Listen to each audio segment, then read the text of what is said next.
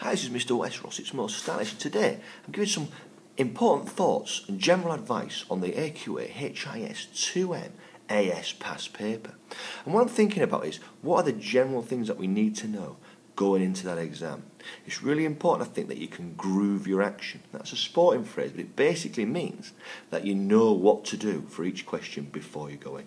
Like when you're trying to pass your driving test, you want to be in a situation where you know how to change gear, so you don't have to think about it, you can just concentrate on the road ahead. Same with this. I want to know how to answer each question, and then I can just focus on what the question actually is and what the sources are. So the first question then, this source comparison. It's one of those ones that traditionally can cause out one or two problems because people spend quite a little bit of time on it. It's only for 12 marks. What you've really got to do is get in there and quickly get the paper open, looking at source A and B, and just instantly getting that feel. Quick read through, are they similar, are they different? That's where I'd start. At first, they seem different, right. Don't try and be clever, get a couple of differences in, then look closer, get a couple of similarities in, or whatever fits. If at first they seem very similar, alright, don't try and be clever, couple of similarities, couple of differences, okay. Added to that, some important advice on how you actually structure the paragraph. Let's have a look at that now. Okay, so that's the question style you'll always get on the source comparison. How far source B differs from those in source A in relation to, and there'll be a theme there. Young people in Nazi Germany, I think, was this example.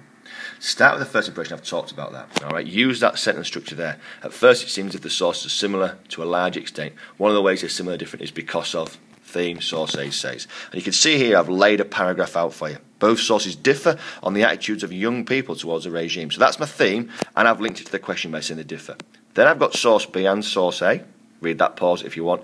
And then I've got my own knowledge. Again, read that, pause it if you want. You can see I've explained it here. Begin the paragraph with the theme, then link it to the question, then explain what the source says about what you've introduced, and finally link in some own knowledge. Okay? Then, as I say, I've put 3 or 4 ways there. I think when you've put probably 2 or 3, let's put that in, okay, rather than, 3 or 4, because it's getting a bit carried away. 2 or 3 ways, then go on to the other side. And you can use that sentence starter as well. Upon closer inspection, it seems that there are some, and obviously it's the opposite of what you've just done within the sources. One of the ways they're different is because of theme, then source A says. Then you want to conclude your answer. This is where you'll do really well if you've used the structure, because then you can start off, at first it seems the sources were different, and give me some reasons why. Okay, very briefly, but some reasons why. Pause it, read it if you want. Then in blue, however, upon closer inspection, there were some similarities. Again, some there. And then in red, it's my overall actually answering the question. So that source question, never start with source A says or source B says. Always get the theme in. And follow that structure. Get the first impression. If it's different, go with it. If it's similar, go with it. And then do the other side of it, okay?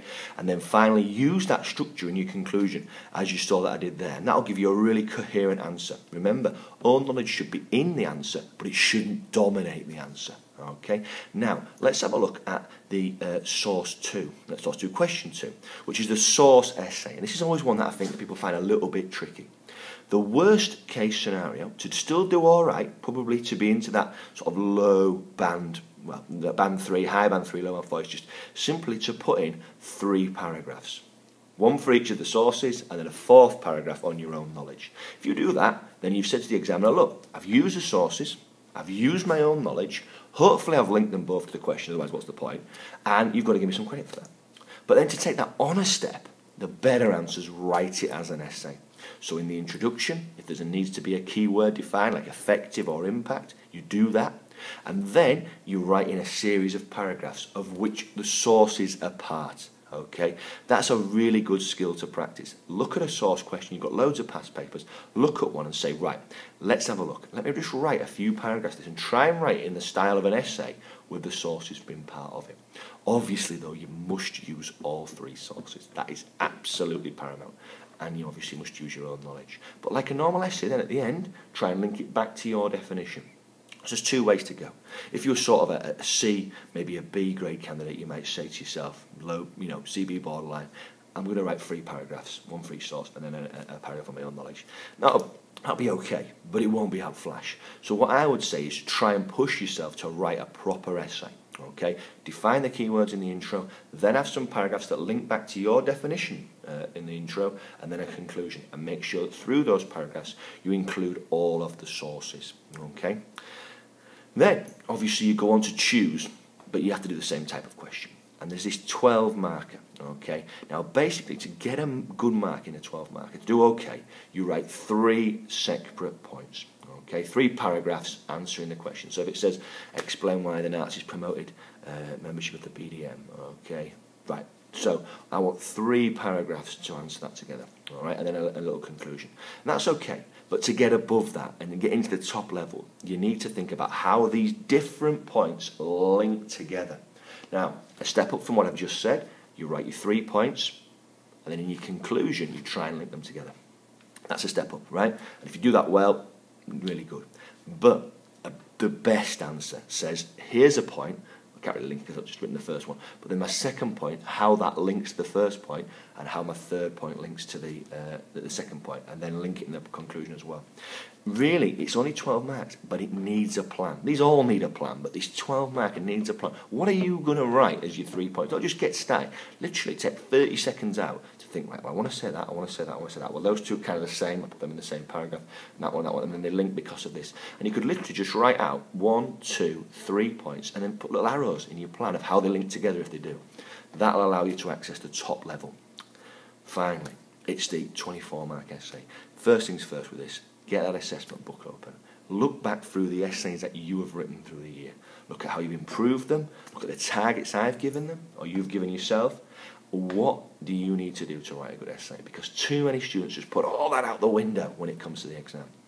It's classically, introduction, define the key terms in the question, or key term probably. All right, and that'll be like a term like impact, effective, or something like that. Define that in your own way, or maybe use some historians if you can. Obviously, Joseph Goebbels, if it's about propaganda, is a good example. And then, a little bit about why it might be difficult to answer. Then get into it. Okay, we want serious weight on this question. It's worth 1/3 of the exam, and you need to remember that. Okay, it's no good getting into that last question with 10 minutes. 1/3 of the exam, you're going to give it 10 minutes. It's ridiculous. Okay, you cannot be in that position. All right. So the first thing, it's a general point, isn't it? Is 50 minutes. I think is fair for the first half because you've got 900 words of sources to read or whatever it is. So you've got to give yourself more than half to do that.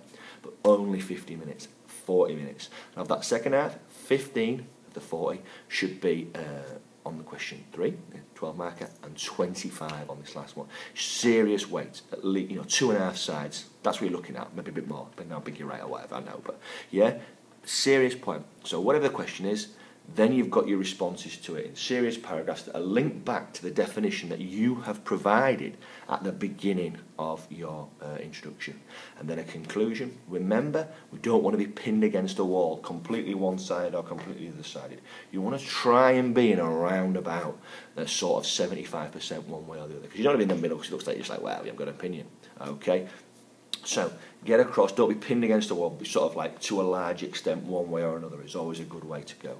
If you're struggling with it and the pressure of the time, use that conclusion structure that we've talked about. At first it seemed that, closer inspection, overall I think.